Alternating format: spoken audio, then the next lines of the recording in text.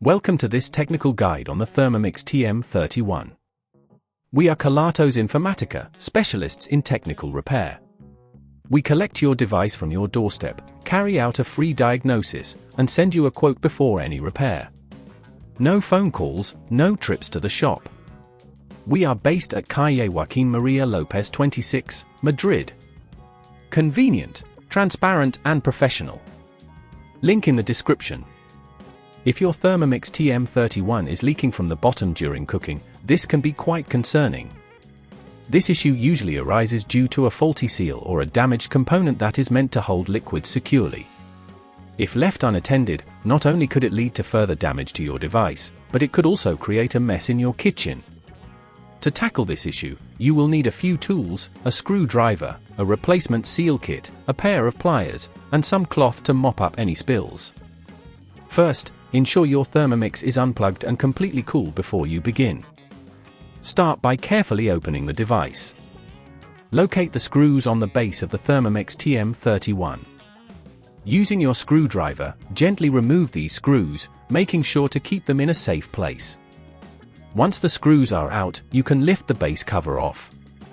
The component that typically fails is the seal around the mixing bowl. To locate it, check the area where the bowl connects to the base.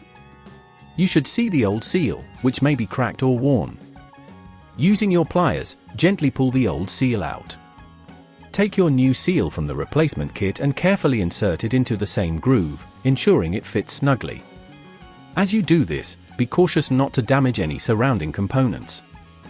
Once the new seal is in place, take a moment to inspect the area for any additional damage. After that, it's time to reassemble your Thermomix. Replace the base cover and secure it with the screws you previously removed. Make sure all screws are tightened properly, but be careful not to over-tighten as this could cause damage. If at this point you feel it's getting too tricky, remember that at Kelatos we collect your device from your door and return it fully repaired.